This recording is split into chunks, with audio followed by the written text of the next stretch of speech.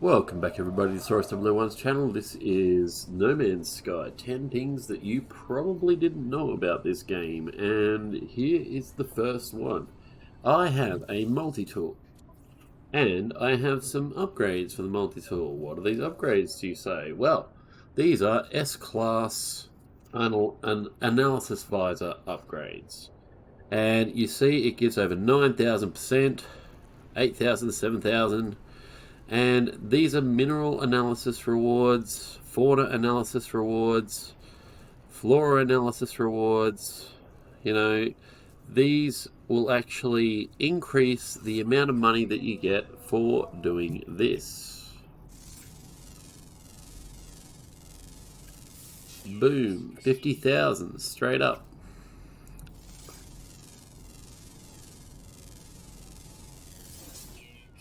$50,000 again. Another creature here. 151,000. But you get the idea anyway. So basically it increases your scan value for cash. So you get far more cash for scanning things. And you can get different upgrades. You can, if you specifically like the scan fauna, then you can just do fauna and so on and so forth, you know. But I think that's a plant there, is it? No, it's an inorganic object. But imagine getting 50,000 for scanning a mineral. I mean, that's pretty epic, right? And we'll see if we can find a plant around here somewhere. Yep, there's one. Scan this plant. 50,000. 50,000 when you scan anything on a planet. Now, if you stack flora and fauna, or if you just stack fauna, then you can get over 300,000 for a single analysis visor mod. So the next thing that I would like to talk about is the automated feeder. Now, a lot of you probably don't know this, but you can only get certain cooking ingredients by using an automated feeder, which is one of these. There it is. Automated feeder, 4 metal plating, 1 amino chamber, and 10 creature pellets. So, you place down your automated feeder, hook it up to the power,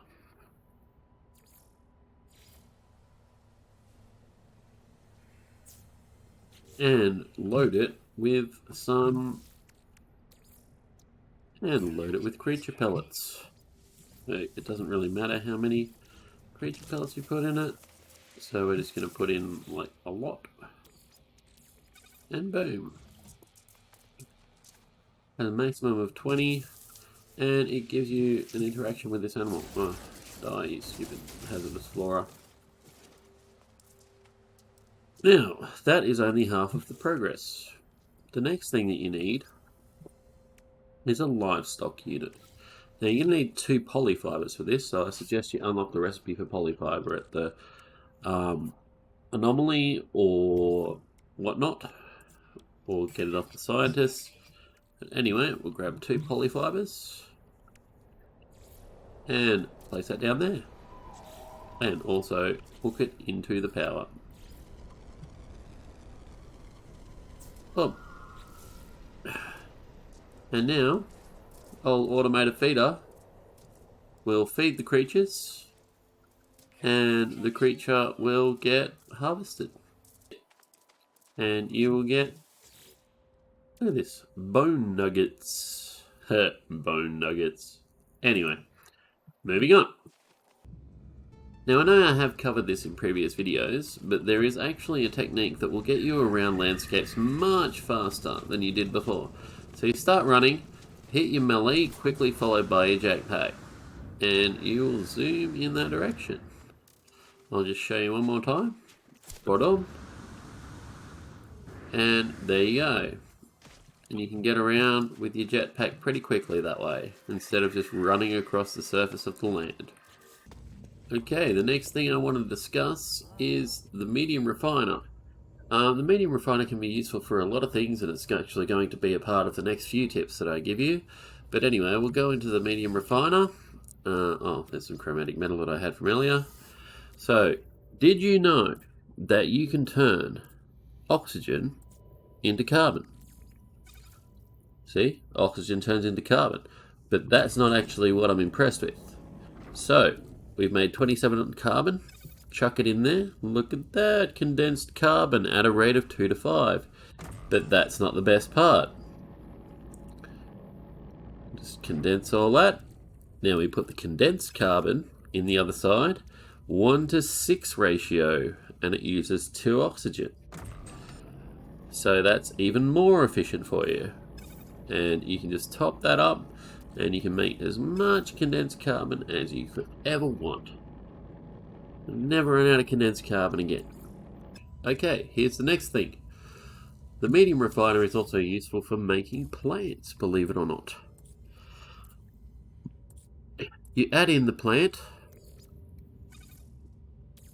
add in what you find on that planet, which with this one is uranium, and it makes the same plant at a 1 to 2 ratio. So it costs you 1 plant and you get 2 back, and it costs you uranium. So just make that, chuck it in there, and look at this.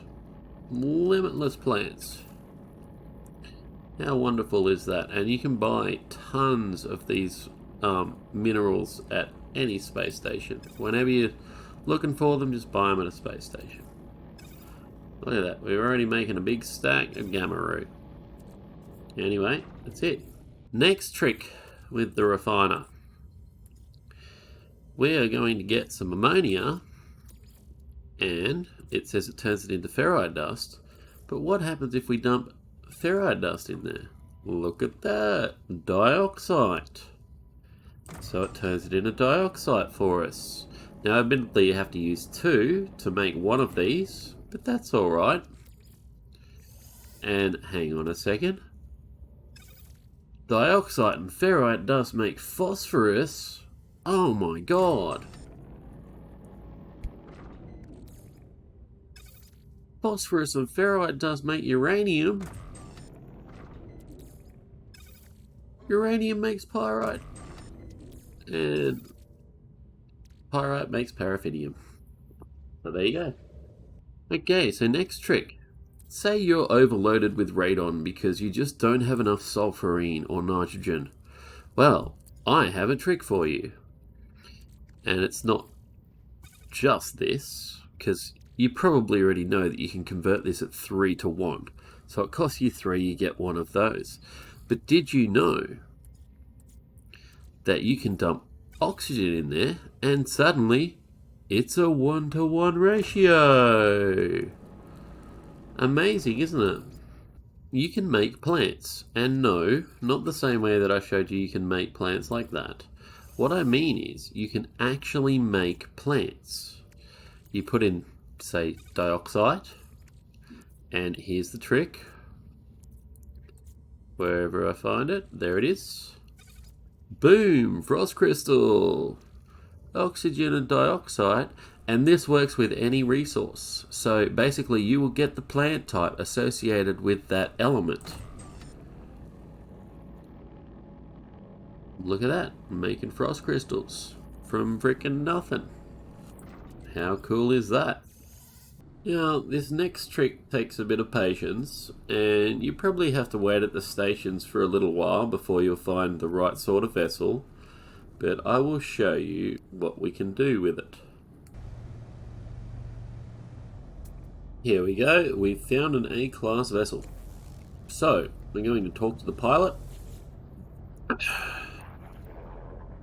We're going to make an offer on the Lifeform Starship, negotiate a price, and buy it.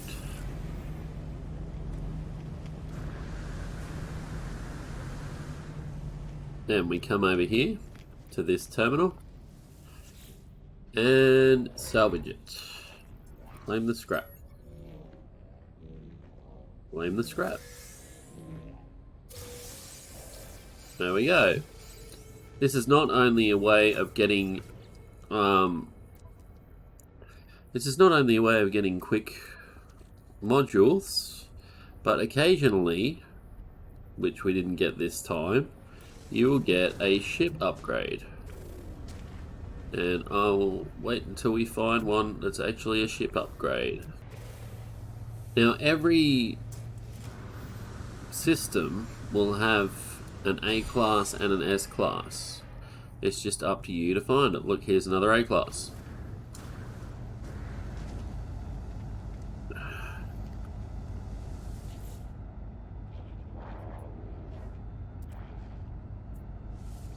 Offer on the Lifeline Starship, negotiate a price, and buy it.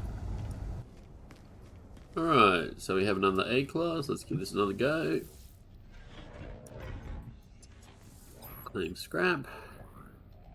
Claim scrap.